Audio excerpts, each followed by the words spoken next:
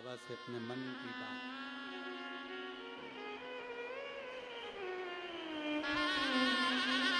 जितने कार्यकर्ता खड़े हैं वो भी बैठकर बाबा से प्रार्थना करो। बार बार ये मौका जलगांव नगर में नहीं मिलता। बहुत दिल से आपके आसपास में भी कोई खड़ा हो तो उसे कहो। इस प्रार्थना को करने के लिए दूर दूर से लोग यहाँ कथा के पंडाल में आते हैं और अपने मन की बात बाबा से कहकर जाते हैं। मौका मिला है, आप भी बाबा से अपने मन की बात भाव के साथ, दिल के साथ, हृदय के साथ कहें।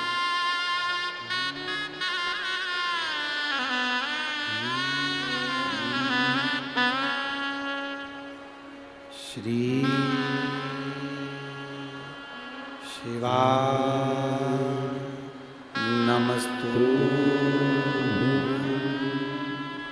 श्री शिवाय नमस्तु।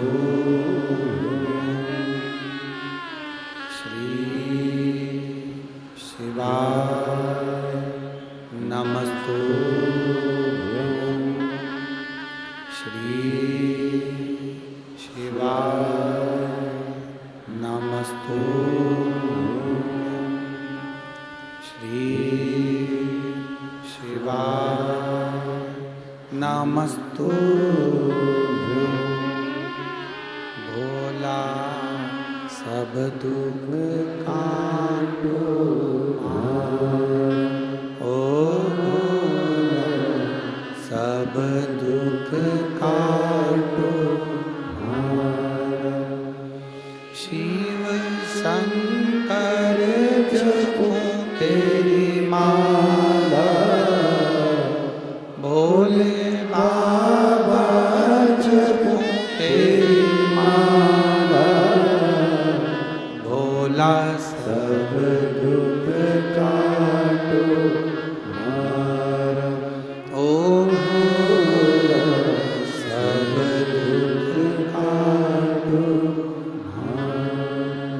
वेश है मंगलकारी, वेश है मंगलकारी। शमशान वासी हमारा, शमशान वासी ओ सब दुख काटो ओ सब दुख काटो। शिव कथा कह रही है, भगवान शंकर का संवाद कर रहा है। ब्रह्मा जी को थोड़ा सा अहम आया। अभी आपको कथा में कहा था कि अच्छा देखो अच्छा मिलेगा। ब्रह्मदेव नहीं देख पाए। ब्रह्मा जी के भीतर थोड़ा सा अहंकार जागृत हो गया, अहम जागृत हो गया। ब्रह्मदेव के भीतर अहंकार। भगवान विष्णु से पूछा, रिटर्न बढ़ाओ। भगवान विष्णु से पूछा आपके पिता कौन है? भगवान विष्णु ने कहा मेरे पिता स्वयं देव अधिदेव महादेव। स्वयं शिव पिता? हाँ, परीक्षा करने के लिए, पिता को जानने के लिए एक पर्वत को घुमाया और उस पर्वत से शिवलिंग की आकृति उत्पन्न हुई।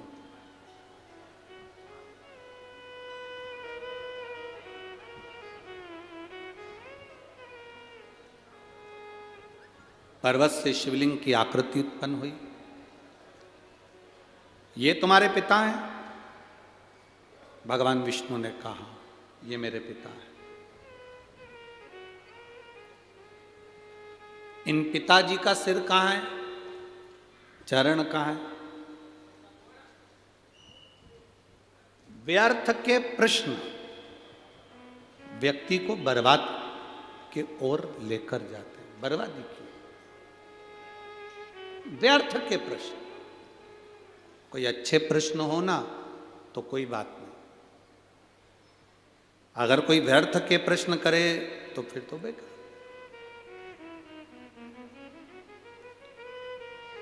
जैसे कोई कह दे कि एक व्यक्ति ने, एक कॉलेज के टीचर ने अपने स्टूडेंटों से पूछा कि ये बताओ कि मेरे पिताजी सफ़ेद शर्ट पहनते हैं और मेरी माँ सफ़ेद चावल बनाकर खाती है,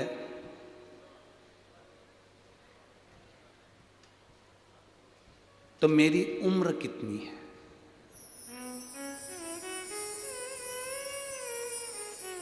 प्रश्न क्या है? प्रोफेसर ने, टीचर ने प्रश्न किया स्टूडेंट से, बच्चे से, मेरे पिताजी सफ़ेद शर्ट पहनते हैं और मेरी माँ सफ़ेद चावल पकाकर खाती है, बनाकर खाती है, तो मेरी उम्र कितनी है? बताओ स्टूडेंट, बताओ बच्चों। अब बच्चे चुप हो गए। उसमें से एक बच्चा खड़ा होकर बोला, सर आपकी उम्र 40 साल है। आपकी उम्र 40 साल है। सर खुश हो गए, सही निर्णय दिया आपने, सही उत्तर दिया। आप कैसे जानते हो कि मेरी उम्र 40 साल हो गई? उस बच्चे ने कहा, सर हमारे पास में 3 घर छोड़ के एक लड़का रहता है, उसकी उम्र 20 साल है, वो आधा पगला है।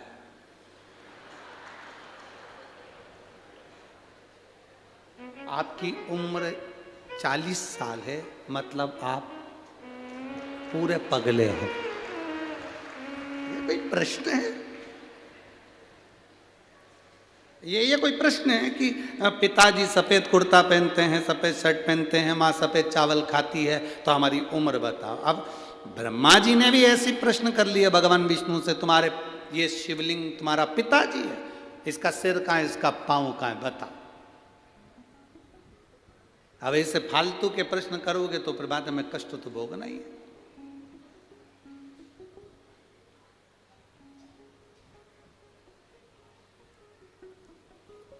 बहुत लोग संसार में से, बहुत सारे लोग हैं जो बहुत व्यर्थ के काम कर रहे हैं और बहुत व्यर्थ की बातें करते हैं, बहुत व्यर्थ।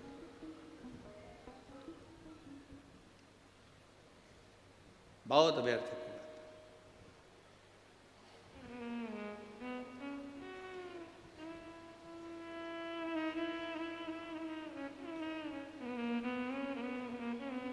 अब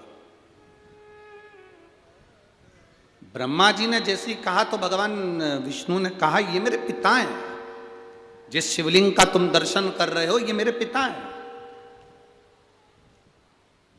आपसे निवेदन है, जब शंकर के शिवालय में जाना, शंकर के मंदिर में जाना, शंकर के शिवालय में जब दर्शन करने जाना, तो ये सोचकर कभी मत जाना कि ये शंकर हैं, सोचकर ये जाना कि ये मेरे पिता हैं और मैं इनसे अपने दिल की बात करने के लिए जा, ये मेरे पिता हैं, इनसे मैं अपने दिल की बात, अपने हृदय की बात करने के लिए जा रहा हूं, ये मेरे पिता हैं।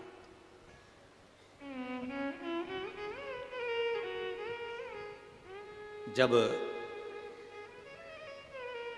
हम कथा में रोज कहते हैं ना कि जब कथा पूर्ण हो, आप लोग इतनी दूर से आते हो, 200 500 रुपये खर्च करके आते हो, समय निकाल कर इतनी दूर पहुंचते हो, बड़ी मुश्किल से ट्रैफिक में से निकल कर यहाँ पहुँचे हो, तो हम हमेशा कहते हैं जब आरती पूर्ण हो, कर्पूर गौरम हो, आरती होने के बाद भूमि को प्रणाम कर कर उसकी रज अपने हृदय से लगाकर उसको प्रणाम कर कर फिर जाओ। क्यों? शिव महापुराण की कथा में वेदव्यास जी लिख रहे हैं, भगवान शंकर स्वयं तुमरुका जी से कहते हैं, सुनो तुमरुका, जहां शिव महापुराण की कथा होती है, जब तक कथा चलती है शिव महापुराण की उस कथा में देवादिदेव महादेव कहते हैं, मैं कैलाश के समेत वहां पर विराजमान रहता हूं, वहां मैं स्वयं हूं। मैं स्वयं वहाँ पर विराजमान हूँ। जब हम कथा पूर्ण होती है, आरती पूर्ण होती है, कर्पूर गौरम करुणावतारम संसार सारम भुजगेंद्रहारम, जब हम बोलते हैं, प्रणाम करते हैं, भूमि को नमन कर कर रज लगा कर जाते हैं, तो जीवन का कल्याण कर देती है। जीवन का एक पत्र आया है,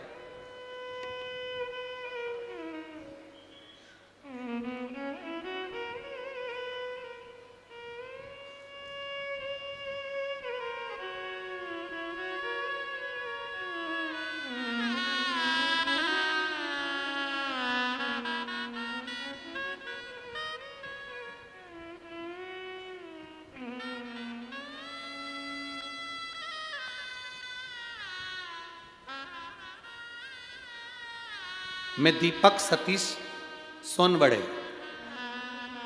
दशरथ नगर, जिला जलगांव। कहीं बैठे हों तो हाथ हिला सकते हैं, कहीं बैठे हों तो हाथ हिला सकते हैं। मोबाइल नंबर मेरा ये है, मैं दीपक सतीश सोनबड़े,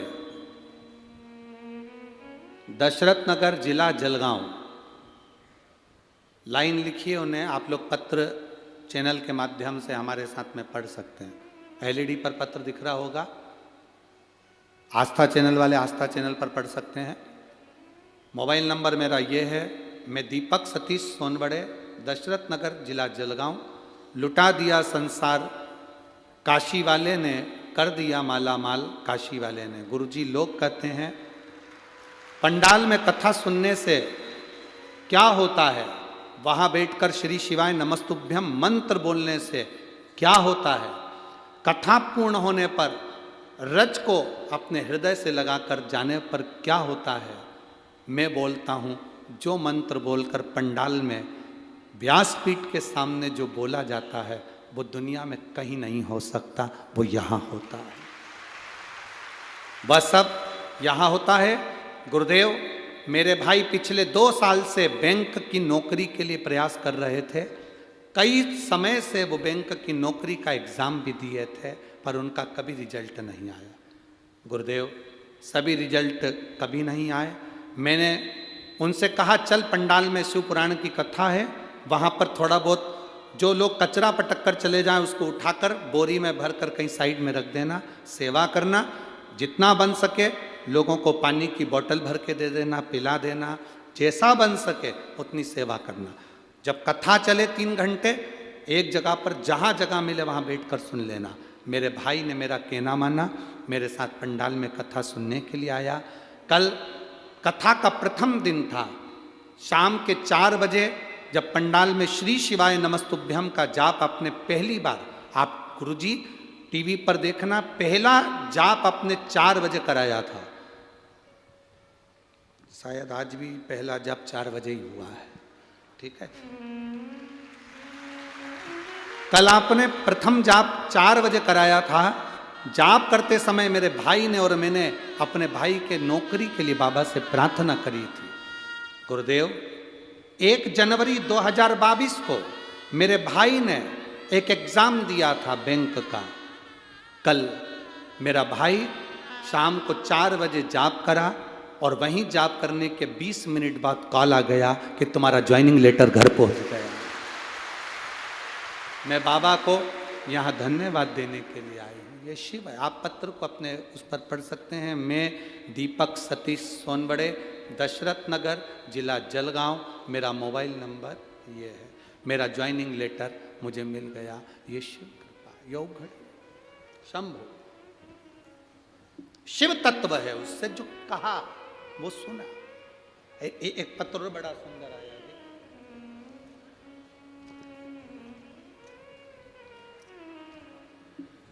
मेरा नाम स्वाति किशोर शिंदे है। पोस्ट उंदीर के जिला, क्या लिखा है? उंदीर रखे के। तुम समझ गए क्या? बस तो फिर बात खत्म हो गई। ठीक है। कहीं बैठी हैं क्या स्वाति किशोर शिंदे? कहीं बैठी हो तो हाथ हिला सकती हैं। मेरा नाम स्वाति किशोर सिंधे। आप लोग पत्र मोबाइल पर और आपके टीवी पर स्क्रीन पर पढ़िए साथ में। मेरा नाम स्वाति किशोर सिंधे है, जिनका फोटो भी लगाया गया है। अगर वो आई हों तो हाथ हिला सकती हैं, ठीक है। पोस्ट डैश डैश डैश, ठीक है। जिला जलगांव महाराष्ट्र, तहसील पारोला, मोबाइल नंबर ये। 2022 में जुलाई के महीने में पता चला कि मेरे शरीर में गठान हो गई। गठान का इलाज चल ही रहा था कि शरीर में बहुत सारी गठान हो गई। बहुत सारी गठान देखी तो शरीर बहुत बुरा सा लगने लगा। हम डॉक्टर को दिखाने के लिए गए तो जब ख्याल आया कि इसको डॉक्टर को दिखाना चाहिए, क्योंकि गले में गठान और बड़ी सी हो गई थी। दिखाया, धूलिया में सिद्धि विनायक अस्पताल में चेक कराने के लिए गए। डॉक्टर ने कहा एक गठान निकालना पड़ेगी, उसकी चेकअप होगा। गठान निकाली गई, चेकअप के लिए भेजी गई तो ब्लड कैंसर था, और ब्लड कैंसर भी 4th स्टेज का था। आप लोग पत्र में पढ़ रहे होंगे, पत्र में लिखा है 4th स्टेज का कैंसर है। फिर डॉक्टर ने कहा तुम्हें केमो लगाना होगा। फिर नासिक के श्री गुरुजी अस्पताल में गई, वहाँ भी जांच करी। जांच करने के बाद डॉक्टर ने कहा कि 6 केमो लगेंगे। फिर मैंने 2022 अगस्त में पहला केमो लिया। फिर घर आकर किसी पड़ोसन से कहा, पड़ोसन ने कहा कि मंदिर जाया करो, बाबा से प्रार्थना करो, चढ़ा हुआ जल लाकर आचमन करा करो, बेलपत्र भी खाया करो। मैं वैसे ही करती गई। पड़ोस वाले कहते थे सीहोर जाओ, बाबा का रुद्राक्ष लेकर आओ। हम गए, बाबा का रुद्राक्ष लाए, विनती करी, और विनती कर कर बाबा का रुद्राक्ष लेकर जब आए, विनती कर कर उस रुद्राक्ष का वर्णन क्या करें गुरुदेव। तांबे के कलश में गलाना, शिव जी को जल चढ़ाना, और बाबा की कृपा से बाबा ने ऐसी कृपा करी। आज दूसरी बार जांच करने के लिए गई तो डॉक्टर ने कहा तुम्हारे शरीर में कैंसर नहीं है। बाबा की कृपा से प्रणाम करने के लिए। ये शिव है, औघड़ी शंभु। मेरा नाम स्वाति किशोर सिंधे है। मैं ठीक है, और जलगांव, जिला जलगांव, तहसील पारोला, महाराष्ट्र की रहने वाली हूँ। और पोस्ट मोबाइल नंबर ये है। नाम तुम पढ़ लो, दिखाओ रे दिखाओ जरा चैनल वालों, गांव का नाम दिखाओ। पोस्ट नाम पढ़ो। जितने लोग टीवी पर देख रहे हो, एलईडी पर देख रहे हो, तुम वहीं से चिल्ला के बोलो कौन सा नाम है। उन्दी। अब इनने क्या लिखा है वो पढ़ो तुम पहले, तो टीवी पर हो। ठीक है, तुम समझ गए ना। हाँ ठीक है। कहाँ गिरे? उंदीर खे ले। हाँ ठीक है। शंभु शंभु। एक ने तो पत्र रुमाल पे लिखा है, धुला हुआ है नहीं तो मालूम पड़े ऐसे ही भेज दिया हो। पत्र लिखा उन्होंने। स्वाति तायड़े, पारस से हूं। कहीं बैठी हो तो हाथ हिला सकती है, ठीक है।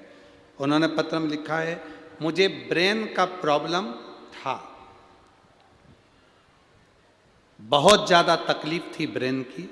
ब्रेन का जब प्रॉब्लम था, डॉक्टर के हिसाब से बहुत बड़ी बीमारी थी, पर मैं बाबा को क्या वर्णन करूं। शिव पर चढ़े हुआ जल पीना प्रारंभ करा, मेरी सारी दवाइयाँ बंद हो गई, मेरी किडनी ने भी काम करना चालू कर दिया। मैं बाबा को नमन करने के लिए पत्र, ठीक है। रुमाल। शिव तत्व को जानना क्या होता है। शिव महापुराण की कथा में बैठकर जब हम स्तुति करते हैं दिल से, आप आए हो, बहुत दूर दूर से आए हो, 100 रुपये 50 रुपये 500 रुपये खर्च कर कर आए हो, बड़ी मुश्किल से जगह मिली, बेड भी गए, आखिरी तक कथा का स्मरण कर कर उससे दिल की बात कह कर हम जाए, उससे कह कर जाए।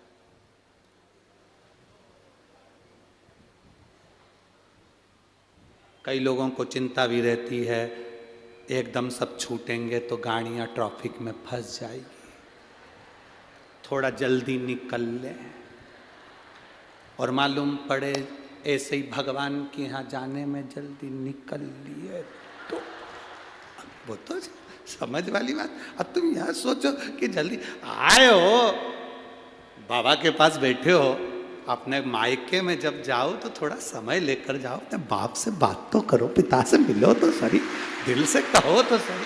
ठीक है, समय लग सकता है, पर यहाँ तो चौधरी परिवार ने यहाँ पर प्रसाद की व्यवस्था भी करी, तुम तो आराम से खाओ पियो,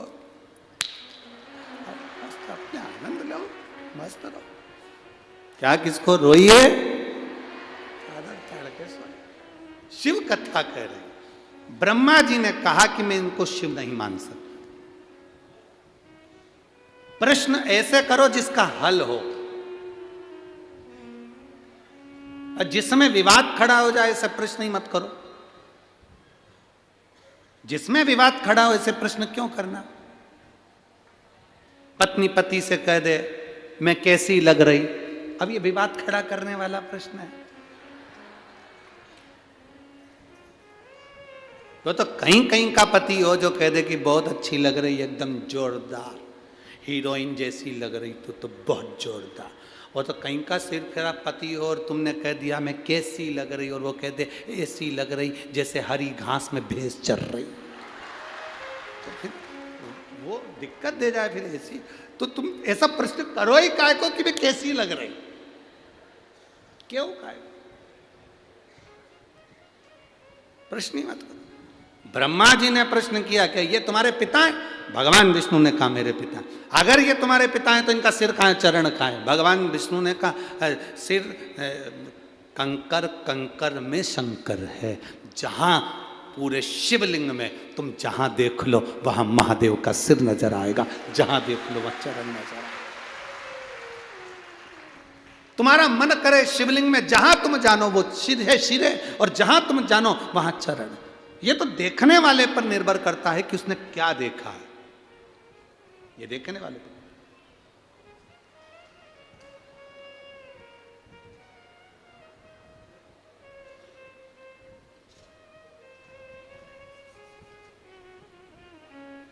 एक व्यक्ति ने हमसे पूछा धूलिया में कि गुरुजी ये बताओ कि मैं भाग्यशाली हूं कि नहीं हूं।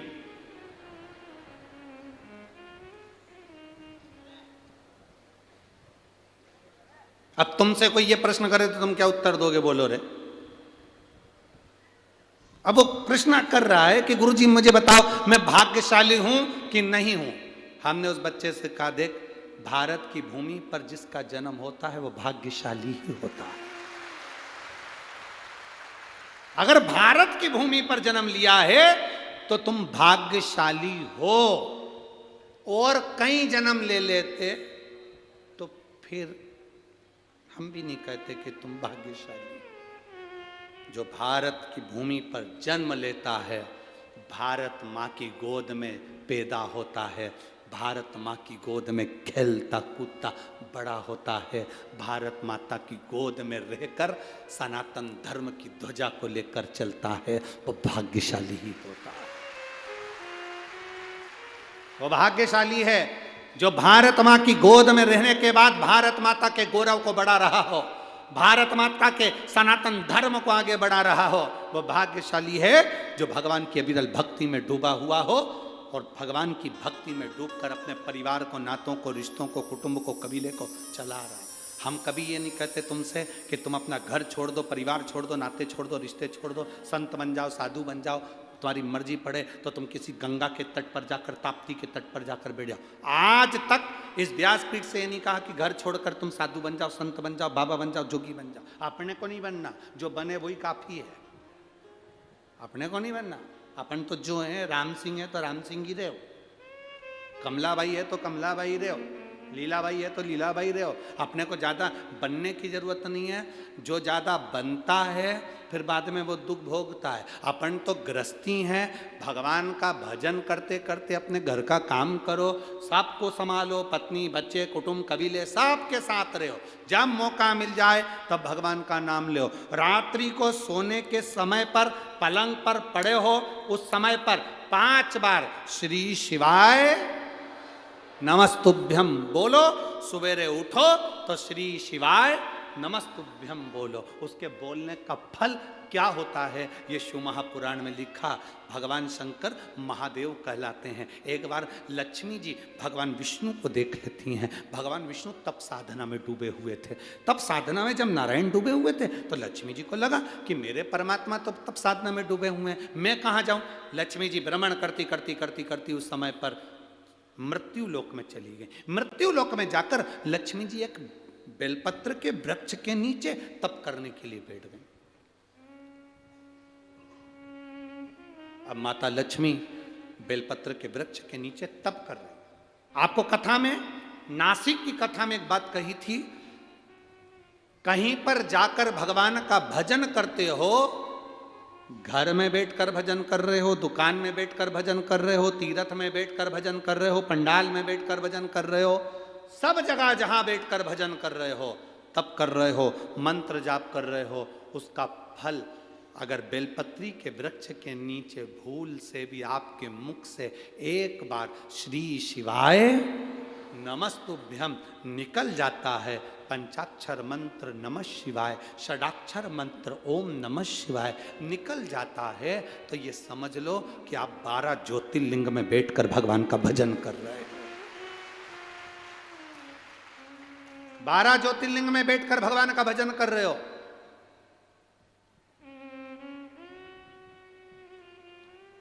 बेलपत्री के वृक्ष का वो फल है।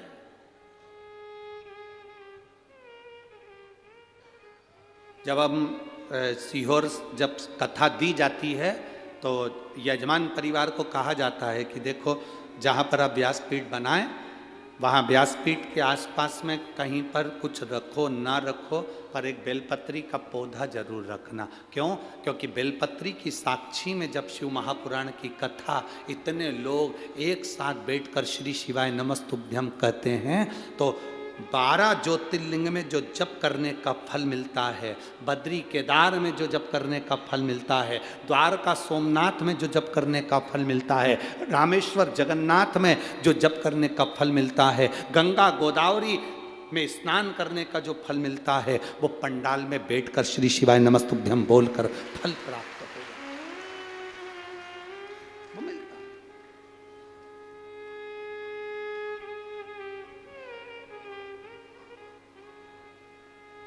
शिव कथा कह रही है। लक्ष्मी जी जाकर बैठ गईं बेलपत्री के वृक्ष के नीचे, और माता लक्ष्मी जब बेलपत्र के वृक्ष के नीचे जाके बैठी, माता लक्ष्मी जब बेलपत्र के वृक्ष के नीचे बैठी तप करना प्रारंभ करा। अब तप लक्ष्मी जी को तो इतना स्मरण में नहीं था, उन्होंने केवल मंत्र का जाप करा, केवल मंत्र का जाप।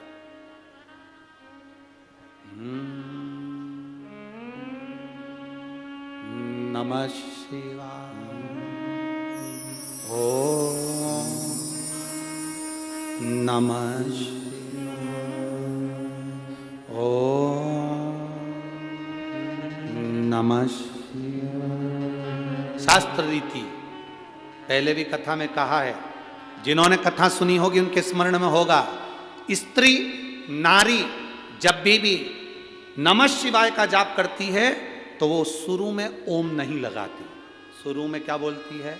नमः शिवाय ओम नमः शिवाय ओम नमः शिवाय। पुरुष जब नमः शिवाय का जाप करता है शुरू में ओम लगाता है, ओम नमः शिवाय ओम नमः शिवाय। स्त्री चालू करेगी तो नमः शिवाय से चालू करेगी, नमः शिवाय ओम नमः शिवाय नमः शिवाय से चालू कर कर ओम पर पहुंचेगी, फिर चालू करती जाएगी नमः शिवाय ओम नमः शिवाय। पुरुष चालू करता है तो ओम नमः शिवाय। स्त्री पुरुष के बोलने का भी था।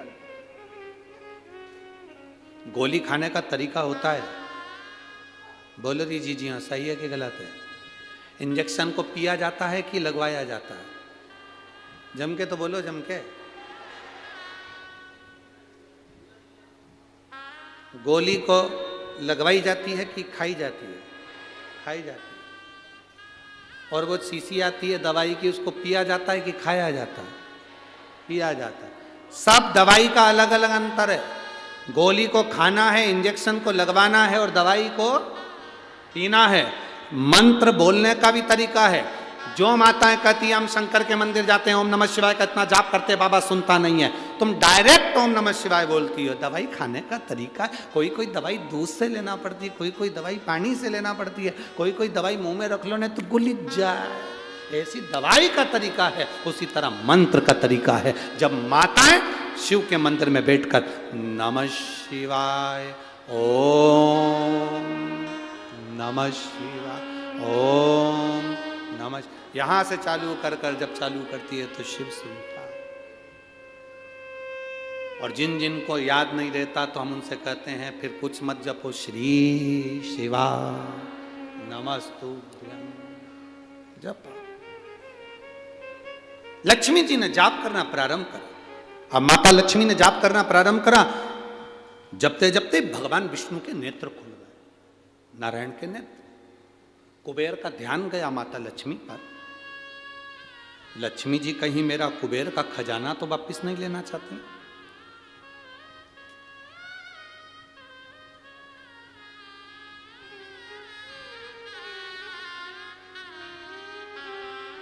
टेंशन है।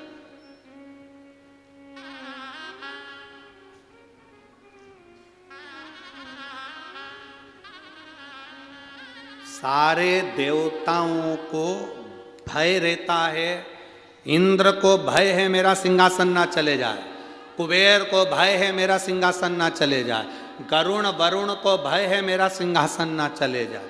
केवल एक देवाधिदेव महादेव एक ऐसे होते हैं जिनको सिंहासन का भय नहीं है। क्यों? जिसको चाहिए कैलाश पे आ जाओ, बैठ जाओ। यहाँ सिंहासन है ही नहीं, यहाँ सिंहासन है ही नहीं।